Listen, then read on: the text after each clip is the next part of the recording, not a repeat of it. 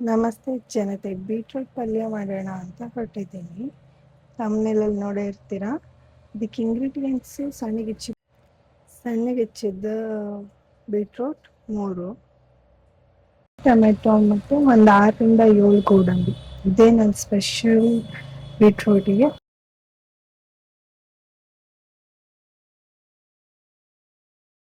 Stove ಹಚ್ಚಿ ಪಾತ್ರೆ ಇಡ್ತಾ ಇದ್ದೀನಿ,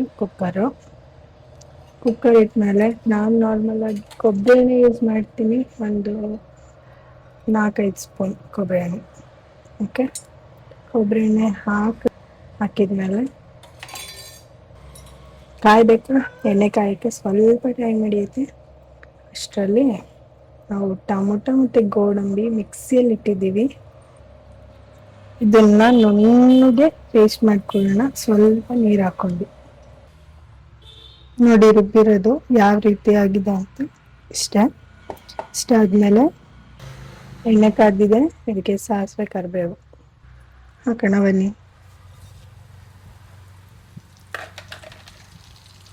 ಪಿಟ ಸ್ಟಾರ್ಟ್ ಆಗಿತ್ತು. ಸ್ವಲ್ಪ ಕಡಲೆಬೇಳೆ, ಸ್ವಲ್ಪ ಕೆಂಪು ಆಗಬೇಕು. ಸ್ವಲ್ಪ ಟಾಸ್ ಮಾಡೋಣ.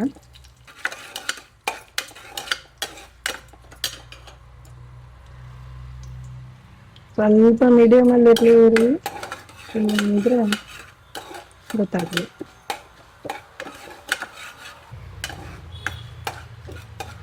ಕೆಂಪಾಗೋವರೆಗೆ ಇರಲಿಲ್ಲ, ಸ್ವಲ್ಪ ಕೆಂಪಾಗಲಿ ಸಾಕು, ತುಂಬ ಬೇಡ.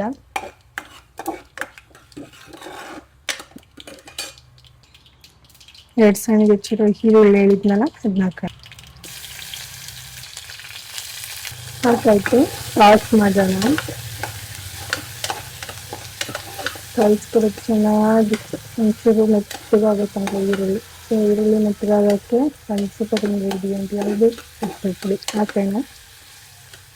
ಒಂದು 1/4 ಟೇಬಲ್ ಸ್ಪೂನ್ ಅಷ್ಟು ಹಾಕಿದ್ದೀನಿ.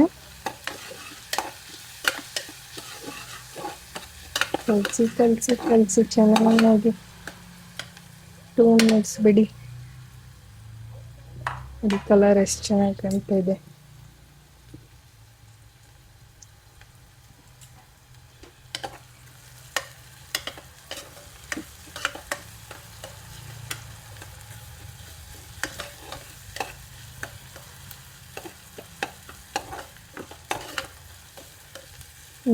ನಮ್ಮ ಮೇನ್ ಇಂಗ್ರೀಡಿಯೆಂಟ್ ಏನು, ಬೀಟ್ರೂಟ್ ಹಾಕೋಣ.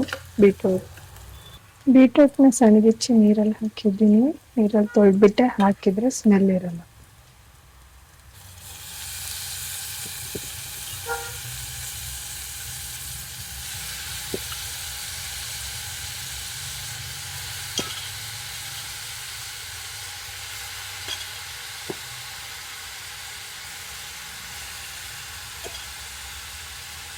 ನೋಡಿ ನೀರು ಎಷ್ಟು ಕೆಂಪಿಗೆ ತೊಳೆದಿರೋದು.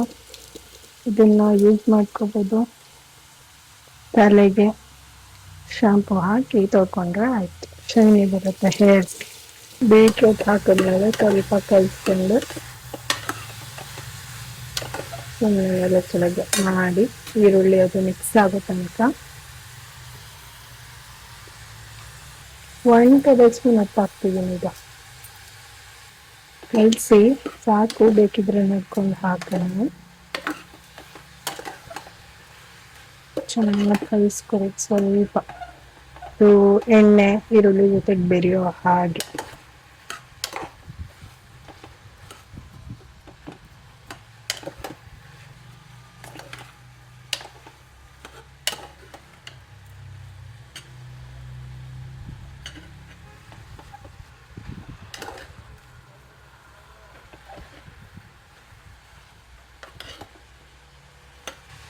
ಸ್ವಲ್ಪ ಕುಕ್ ಆಗಿದೆ. ಈಗ 5 ಮಿನಿಟ್ಸ್ ಆಯ್ತು.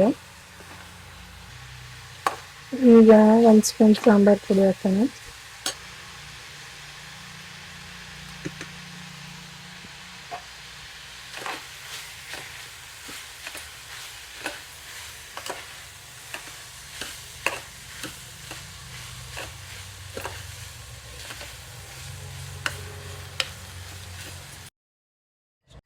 ಎಷ್ಟು ಪರ್ಸೆಂಟೇಜ್ ಆಗುತ್ತೆ ಅಂದರೆ ಸ್ವಲ್ಪ ಮೀಡಿಯಮಲ್ಲೇ ಇರಲಿ. ಈಗ ಸ್ವಲ್ಪ ನೀರು ಹಾಕ್ಕೊಳ್ಳೋಣ ಅಷ್ಟೆ, ಸ್ವಲ್ಪ ತಳ ಅಂಟಬಾರ್ದು ಅಂತ ಅಷ್ಟೆ. ಸಾಂಬಾರು ಪುಡಿ ಹಾಕಿದ್ದೀನಿ, ಚೆನ್ನಾಗಿ ಮಿಕ್ಸ್ ಮಾಡಿಕೊಂಡೆ. ಈಗ ಇಮಿಡಿಯೇಟ್ ಆಗಿ ರುಬ್ಬಿರೋ ಟೊಮೊಟೊ ಗೋಡಂಬಿ ಪೇಸ್ಟ್ ಹಾಕೋಣ. ಸ್ವಲ್ಪ ನೀರು ಕಲಸೋ ಇರಿ ಮಿಕ್ಸಿಗೆ. ಇಷ್ಟು ನೀರು ಹಾಕ್ತಿದ್ದೀನಿ, ಎಷ್ಟು ಸಾಕು ಕಲಸೋಣ.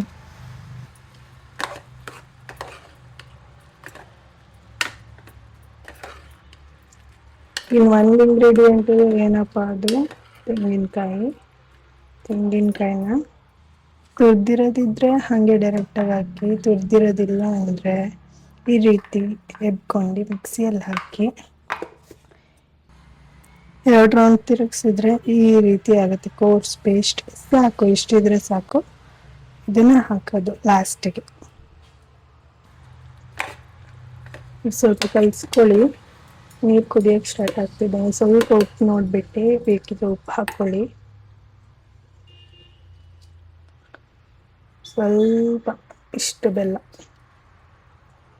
ಸಾಕು, ಎನ್ಹ್ಯಾನ್ಸ್ ಮಾಡೋಕ್ಕೆ ಟೇಸ್ಟ್ ಅಂತ ಅಷ್ಟೆ. ಗ್ರೇಟೆಡ್ ಕೊಕೊನಟ್, ಹಸಿ ತೆಂಗಿನಕಾಯಿ ಹಾಕಿದ್ದೀನಿ. ನೋಡ್ತಿದ್ದೀರಲ್ಲ ಕಲಿಸಿ. ಈಗ ಮತ್ತೆ ಕಲಿಸಿದ್ಮೇಲೆ ಎಲ್ಲರಲ್ಲೂ ಹೆಂಗೆ ಮಾಡ್ತೀರೋ ಬೇಕಾಯ್ತಲ್ಲ ಗೊತ್ತಿಲ್ಲ, ನಾನು ಮಾಡೋದು ಹಿಂಗೆ. ನಮ್ಮನೆಗೆ ಎಲ್ರಿಗೂ ಇಷ್ಟ ಆಗುತ್ತೆ. ನನ್ನ ಮಕ್ಕಳಂತೂ ತುಂಬ ಇಷ್ಟಪಟ್ಟು ತಿನ್ನುವಂಥ ಒಂದು ಪಲ್ಯ ಇದು. ಚಪಾತಿಗೆ, ದೋಸೆಗೆ, ಯಾವುದಕ್ಕೆ ಬೇಕಾದ್ರೂ ತಿನ್ಬೋದು. ಪೂರಿಗೆ ತಿನ್ಬೋದು, ಫ್ರೈ ಮಾಡಿ ಅನ್ನಕ್ಕೂ ತಿನ್ಬೋದು. ಸೂಪರಾಗಿರುತ್ತೆ. ಫೈನಲಿ ರೆಡಿ ಆಯಿತು. ಕ್ಯಾಪ್ ಹಾಕೋಣ. ಒಂದೇ ವಿಸಿಲ್ ಸಾಕು, ಇಲ್ಲ ನನಗೆ ಮೆತ್ತಗಬೇಕು ಅನ್ನೋರು ಜೋರಾಗಿಟ್ಟು 2 ವಿಸಿಲ್ ಹೊಡ್ಸ್ಕೊಳ್ಳಿ. ಓಕೆ, ವಿಸಿಲ್ ಆಗಲಿ.